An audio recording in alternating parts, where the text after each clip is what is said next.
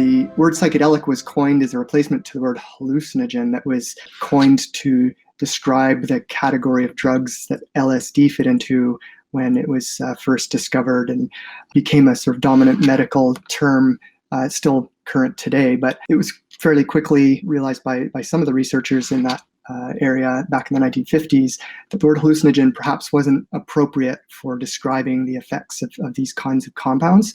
And it's very disrespectful to assume that what you're seeing is false and delusional, especially again to traditional indigenous knowledge practices. So Humphrey Osmond, a psychiatrist who was actually working in Saskatchewan here in Canada in correspondence with Aldous Huxley, came up with a term psychedelic, which obviously stuck, although it fairly quickly, within a decade, came to connote the art culture sort of the zeitgeist of the 1960s. And by the 1970s, a group of ethnobotanists figured that there was a need for a term to describe the traditional sacred plant ceremonies of, for example, ayahuasca or peyote or psilocybin mushrooms.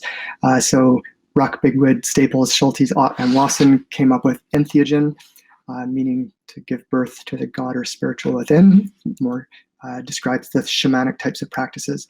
So I find the distinction between what I describe as psychedelic medicine and entheogenic healing as a helpful sort of heuristic. It's a sort of very loose characterization of two different types of practices, recognizing there's lots of hybridities, there's lots of sort of crosstalk between these two worlds. But I'll just briefly try to sketch out what I mean when I talk about these two different modalities, both of which I think are valuable and deserve to be researched, but perhaps with different types of approaches.